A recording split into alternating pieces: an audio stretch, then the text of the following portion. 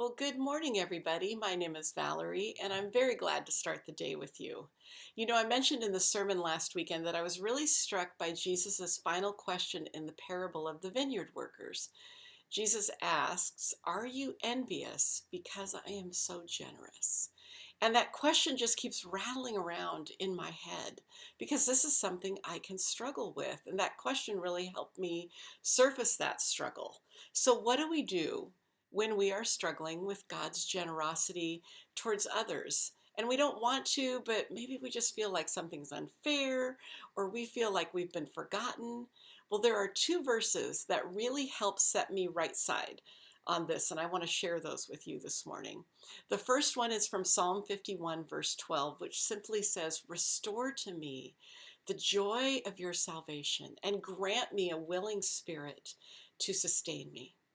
And when I'm struggling with what I maybe perceive as unfairness or feeling like that 12-hour worker who's borne the burden of the heat of the day, asking God to restore to me that first joy of my own salvation, remembering a key moment when I absolutely knew and just reveled in the grace of God.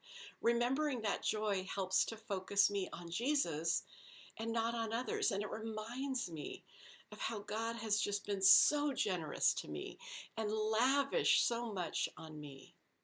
And then the second verse is from the New Testament, John chapter 21, verse 22. And this is after Jesus has risen from the dead, and he's restoring Peter, who had denied him. And he hints to Peter that he might have a troublesome death. And Peter's kind of looking around at the other disciples, and he's going, "Well, what about that guy and that guy?" And Jesus' answer to Peter is simply, "What is that to you? You follow me." Jesus is saying, "Peter, don't focus on what I'm doing in other lives. You just follow me. I've got a plan for you. Just follow me. Don't compare. Don't wonder. Don't look around and compare yourself to them. Just follow me."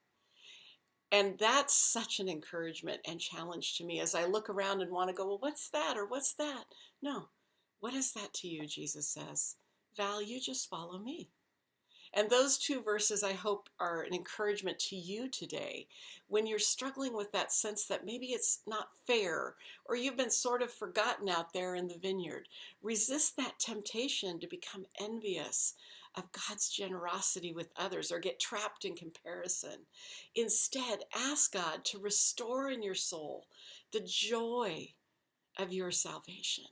Revel in what God has done for you and the joy of knowing that you belong to Him. And then, second, just follow Jesus. We say this a lot at TLC, eyes on Jesus. But you know what? It's so important to keep it simple like that. Eyes on Jesus. You follow Jesus. I hope we see you at church this weekend. Remember, it's Hot Rods on the Green on Saturday from 9 a.m. to 4 p.m. It's going to be so much fun. There's over 120 cars now, food trucks, live music, even a boutique and a blood drive, literally something for everybody.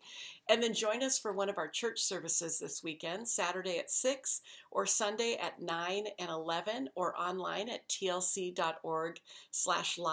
We're continuing our parable series this weekend with one that has a very surprising and challenging ending. You won't want to miss it.